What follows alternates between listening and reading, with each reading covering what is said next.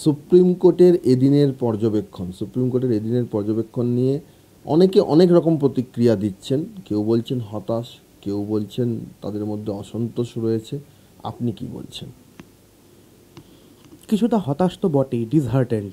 অপেক্ষা করেছিলাম সুপ্রিম কোর্টে কোনো একটা পজিটিভ স্টেপ আমরা দেখতে পাবো। কিছু কিছু অবজারভেশনস যেমন মহামান্য সুপ্রিম কোর্ট আজ দিয়েছেন যে এফআইআর লজ করতে বেশ খানিকটা দেরি হয়েছে। হ্যাঁ, এবং যে ময়নাতদন্তের একটি চালান থাকে সেই চালানটা মিসিং ছিল সম্ভবত। তো এগুলো আমরা দেখেছি। নিয়ম হচ্ছে যে ধর্ষণ খুনের ঘটনার ক্ষেত্রে সূর্যাস্তের পর ময়নাতদন্ত হবে না, এবং সেটা স্বাস্থ্য ভবনের একটা নির্দেশিকাও রয়েছে। এ রাজ্যে স্বাস্থ্য ভবনের নির্দেশিকাতেও রয়েছে। একমাত্র হতে পারে আইন শৃঙ্খলাজনিত কোনো কারণে। অন্ধকার হয়ে গেলে কোনো এই এই জাতীয় ঘটনায় বডির যে কালার চেঞ্জেস হয় বা যদি কোনো পয়জনিং হয়, তাহলে শরীরের যে অংশের যে রং পরিবর্তন হয় সেটা কতটা ধরা যায়, সেই জন্য সূর্যাস্তের পরে এই ময়নাতদন্ত এরকম ঘটনায় করা হয় না। আর আপনি যেটা আমাকে বললেন যে আইন শৃঙ্খলা পরিস্থিতি সেরকম কোনো ছিল কি না, আইন শৃঙ্খলা পরিস্থিতি খারাপ বলতে যেটা বোঝায় সেরকম কোনো ঘটনা ওই দিন আমাদের চোখে পড়েনি। যেভাবে তড়িঘড়ি করা হলো, তোমরা কোথাও কি এটা চেয়েছিলে যে এরকম এতটা দ্রুততার সঙ্গে হোক? তোমরা চেয়েছিলে? একেবারে যে মনে হয়নি এরকম নয়, মনে হয়েছিল। কিন্তু তখন ওই দিনের ওই বিভীষিকাময় দিনের ওই যে সময়, সব কিছুই এত তাড়াতাড়ি করে হচ্ছিল এবং এত তাড়াহুড়ো করে হচ্ছিল যে জিনিসগুলো ঠিক বুঝে ওঠা যায়নি। এখানে সমস্ত কিছুই প্রচণ্ড তাড়াতাড়ি করে হচ্ছিল এবং নিয়ন্ত্রণ করার মতন সময়টুকু আমাদের হাতে ছিল না। কমপ্লেন লজ করার ক্ষেত্রে কারা গিয়েছিল? এফআইআর তারা থানায়? কাকু, ওদের পরিবারের দু একজন এবং আমি এবং আমার বন্ধুবান্ধব সকলে।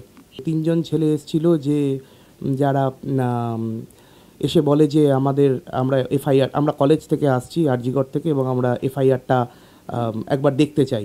তখন আমি তো সেই অবস্থায় ছিলাম না, আমার মানসিক একটা ব্রেকডাউন হয়েছিল। আমার বন্ধুবান্ধবরা তাদেরকে আটকায় এবং বলে যে আপনারা এই মুহূর্তে এফআইআর দেখতে পারবেন না। এটাই। তাদের কোনো পরিচয় জানতে চাওয়া হয়েছিল? তাদেরকে জিজ্ঞাসা করলে তারা বলে যে আমরা আরজিকর থেকে আমরা এসছি আপনাদের সাহায্য করতে, কিন্তু আমরা বলি যে আমাদের সাহায্যের কোনো দরকার নেই। তারা তখন ওই টালা থানাতেই বসেছিল, দীর্ঘ সময় বসেছিল। এটাও তো একটা অস্বাভাবিক ঘটনা যে একটা মেডিকেল কলেজে তিনজন ছাত্র এসে বলছে আপনাদের এফআইআরটা আমি দেখতে চাই।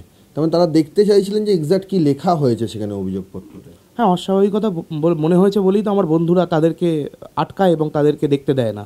তারা কোনো পরিচয় দেয়নি যে কোন বর্ষের ছাত্র। আরজিকর মেডিকেল কলেজ তো অনেকগুলো স্ট্রিম আছে, অনেকগুলো বিভাগ আছে। জানতে চাওয়ার পরেও তারা কিছু বলেনি? না, সেরকম কিছু বলেননি। উত্তর দেয়নি? না। তারা কতক্ষণ ছিল তারা থানায়? যতক্ষণ আমরা ছিলাম, আমরা চলে আসার অবধি তাদেরকে আমরা দেখেছি। তারা বসেছিলেন, অনেকক্ষণ বসেছিলেন। প্রধান বিচারপতিরা নির্দেশ দিয়েছেন যে বিকেল 5টার মধ্যে কাজে ফিরতে হবে। এই বিষয়টা নিয়ে তোমার কি মত? কাজে ফিরতে তো প্রত্যেকে উদগ্রীব, প্রচণ্ড উদগ্রভাবে উদগ্রীব, এবং তিলোত্তমা উদগ্রীব। সেও তো 36 ঘন্টা ডিউটি করেছে, সেও তো পোস্ট অ্যাডে রাউন্ড দেবে, তাকেও তো ওপিডিতে গিয়ে বসতে হবে। সেও উদগ্রীব, শুধু বিচারটুকু চাই। বিচারটা পেলে অবশ্যই তিলোত্তমা গিয়েও তো ডিউটিতে জয়েন করবে।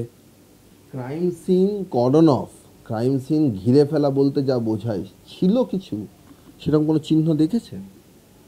কর্ডন অফ মানে ওই ডু নট এন্টার যেরকম লেখা থাকে স্টিকার, সেরকম আমি কখনো লক্ষ্য করিনি। আমি যখন গেছিলাম তখন লক্ষ্য করিনি। এবং কি প্রচুর মানুষের যাতায়াত চলছিল? তখন আমাদের সময় পুলিশ প্রফেশনালসরা ছিলেন এবং তারা আমাকে নিয়ে যায়। আমি 1 মিনিট মতন ছিলাম, তারপরেই আমি সঙ্গে সঙ্গে আবার আমাকে বাইরে নিয়ে আসে তারা। তদন্তকারী সংস্থা বলছেন যে আমাদের অসুবিধে হচ্ছে কারণ সেমিনার কক্ষ চত্বরটা টাইলস চেঞ্জ করে ফেলা হয়েছে। সন্দেহ তো অবশ্যই জাগবে, তবে এটা যেহেতু তদন্ত প্রক্রিয়ার মধ্যে পড়ে, সুতরাং অবশ্যই নিশ্চয়ই এ ব্যাপারে তদন্তকারী সংস্থা তাদের সংশ্লিষ্ট মতামত জানাবেন। সঞ্জয় করতে পারে, এটা কি তোমার বিশ্বাস হচ্ছে? আননোন, বাইরের লোক একেবারে কোনো হাসপাতালের মধ্যে ঢুকে এই ঘটনা ঘটাবে, এটা ভাবতে খুবই আশ্চর্য লাগছে। তোমার কি মনে হয় যে রিয়্যাক্ট করবেন বা কোনো কিছু ঘটনা জানতেন কোনো ঘটনার কথা? জেনারেলি যদি কিছু জানা থাকতো নিশ্চয়ই সেরকম পার্সোনালিটি ছিল না যে লুকিয়ে রাখবে বা বলবে না। কমন ফ্রেন্ডসদের গ্রুপে বা বাবা মায়ের কাছে বা আমার কাছে বা অন্যান্য বন্ধুবান্ধবদের কাছে বলাটাই খুব স্বাভাবিক, ওর যে পার্সোনালিটি। অন্যায় দেখলে প্রতিবাদ করতো? যদি কোনো সিচুয়েশন মনে হতো যে না এটা আমার পছন্দ হচ্ছে না, সেখান থেকে নিজেকে সরিয়ে নিতেই বেশি কমফোর্টেবল, স্বাচ্ছন্দ্য বোধ করতো। উৎসবে ফিরবেন? যে আগমনীর বার্তা কাঁদে লাশ কাটা ওই গহরে, তিলোত্তমার বিচার চেয়ে তিলোত্তমার শহরে। তোমার চোখে রক্ত ছিল, স্বপ্ন কিছু বাকি? অন্ধ দেবী জানিও বিচার, চোখের কাপড় লাগবে নাকি?